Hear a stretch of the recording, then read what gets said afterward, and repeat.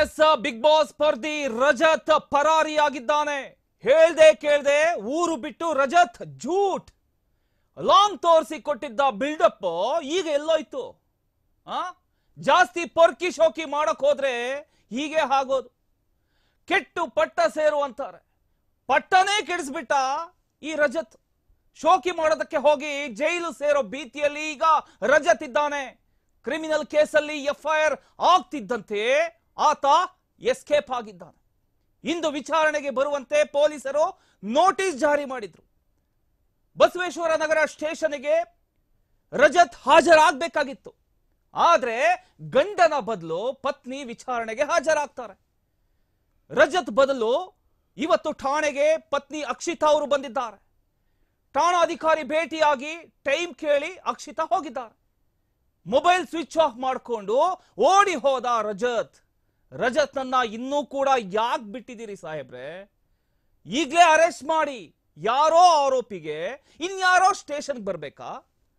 ಸೆಲೆಬ್ರಿಟಿಗಳಿಗೆ ಒಂದು ನ್ಯಾಯ, ಜನಸಾಮಾನ್ಯರಿಗೆ ಒಂದು ನ್ಯಾಯನ? ಹಾಗಾದ್ರೆ ಚಿಕ್ಕ ಹುಡುಗರು ಶೋಕಿ ಮಾಡಿದ್ರೆ ಅರೆಸ್ಟ್ ಮಾಡಿ ಚಡ್ಡಿಯಲ್ಲಿ ಕೂರಿಸ್ತೀರಿ. ರಜತಿಗೆ ಮಾತ್ರ ಶೋಕಿ ಮಾಡ್ಕೊಂಡು ಪರಾರಿ ಆಗೋದಕ್ಕೆ ಬಿಟ್ಬಿಡ್ತೀರಾ. FIR ಮಾಡಿ ಒಳ್ಳೆ ಕೆಲಸ ಮಾಡಿರೋ ಪೊಲೀಸರೇ ಮೊದಲು ಅರೆಸ್ಟ್ ಮಾಡಿ. ಇಡೀ ಕರ್ನಾಟಕ ರಜತ್ ಅರೆಸ್ಟ್ ಆಗೋದನ್ನ ನೋಡೋದಕ್ಕೆ ಕಾಯ್ತಾ ಇದೆ. ಇಂತಹ ಸೆಲೆಬ್ರಿಟಿಗಳ ಕೊಬ್ಬು ಇಳಿಸೋದಕ್ಕೆ ಅರೆಸ್ಟ್ ಆಗ್ಲೇಬೇಕು. ಗೂಂಡಗಿರಿ ಎಲ್ಲ ನಡೆಯೋದಿಲ್ಲ ಅನ್ನೋ ಮೆಸೇಜ್ ಕೊಡಬೇಕು. FIR ಮಾಡಿ ಒಳ್ಳೆಯ ಕೆಲಸವನ್ನ ಮಾಡಿದ್ದೀರಿ ನೀವು. ನಿಜಕ್ಕೂ ಇದು ಮೆಚ್ಚುವಂತ ಕೆಲಸ. FIR ಮಾಡಿ ಯಾರೇ ಆಗಿರ್ಬೋದು, ಸೆಲೆಬ್ರಿಟಿಗಳಾಗಿರ್ಬೋದು, ಯಾರೇ ಆಗಿರ್ಬೋದು, ಎಲ್ಲರಿಗೂ ಒಂದೇ ನ್ಯಾಯ ಸಿಗುವಂತೆ ನೀವು ಈಗಾಗಲೇ ಮಾಡಿದ್ದೀರಿ. FIR ಜಾರಿ ಮಾಡಿ ಅಂದ್ರೆ FIR ದಾಖಲು ಮಾಡಿ ಈ ಒಂದು ವಿಚಾರವನ್ನ ಎಲ್ಲರಿಗೂ ಮುಟ್ಟಿಸುವಂತ ಕೆಲಸ ಮಾಡಿದ್ದೀರಿ. ಆದ್ರೆ ತಕ್ಷಣ ಆತ ಅರೆಸ್ಟ್ ಆಗಬೇಕು. ಈಗ ಆತನ ಮೇಲೆ ಆರೋಪ ಇರ್ತಕ್ಕಂಥದ್ದು. ಆದ್ರೆ ಪತ್ನಿ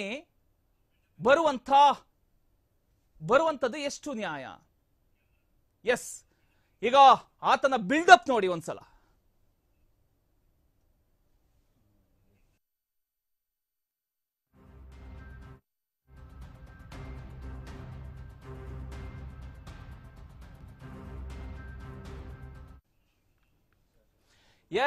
ಬಿಗ್ ಬಾಸ್ ಸ್ಪರ್ಧಿ ರಜತ್ ಪರಾರಿ ಆಗಿರ್ತಕ್ಕಂಥದ್ದು. ಹೇಳ್ದೆ ಕೇಳ್ದೆ ಊರು ಬಿಟ್ಟು ಹೋದ ರಜತ್ ಈಗ ಜೂಟ್ ಆಗಿದ್ದಾನೆ. ಲಾಂಗ್ ತೋರಿಸಿ ಕೊಟ್ಟಿದ್ದ ಬಿಲ್ಡಪ್ ಎಲ್ಲೋಯ್ತು ಇವಾಗ? ಜಾಸ್ತಿ ಪೊರ್ಕಿ ಶೋಕಿ, ಈ ತಿರ್ಪೆ ಶೋಕಿ ಮಾಡಕ್ಕೆ ಹೋದ್ರೆ ಹೀಗೇ ಆಗೋದು. ಕೆಟ್ಟು ಪಟ್ಟ ಸೇರು ಅಂತಾರೆ. ಪಟ್ಟನೇ ಕೆಡಿಸ್ಬಿಟ್ಟ ಈ ರಜತ್. ಶೋಕಿ ಮಾಡೋದಕ್ಕೆ ಹೋಗಿ ಜೈಲು ಸೇರೋ ಭೀತಿಯಲ್ಲಿ ಈಗ ರಜತ್ ಇದ್ದಾನೆ. ಆದ್ರೆ ಈಗ ಇಷ್ಟೆಲ್ಲ ನಾವು ಕೂಡ ಸುದ್ದಿ ಮಾಡಿದ್ವಿ, ಬೆಳಗ್ಗೆ ಸುದ್ದಿ ಮಾಡಿದ್ವಿ. ಎಲ್ಲರೂ ಯಾವ ರೀತಿ ಕಮೆಂಟ್ಸ್ ಹಾಕಿದ್ದಾರೆ ಗೊತ್ತಾ? ನೋಡ್ಬೇಕು. ಇಂದು ವಿಚಾರಣೆಗೆ ಬರುವಂತೆ ಪೊಲೀಸರು ತಕ್ಷಣ ನೋಟಿಸ್ ಜಾರಿ ಮಾಡ್ತಾರೆ. ಬಸವೇಶ್ವರ ನಗರ ಸ್ಟೇಷನ್ಗೆ ರಜತ್ ಬರುವಂತೆ ಹಾಜರಾಗಬೇಕು ಅಂತ ಪೊಲೀಸ್ ಸ್ಟೇಷನ್ ಇಂದ ಒಂದು ನೋಟಿಸ್ ಜಾರಿ ಆಗುತ್ತೆ.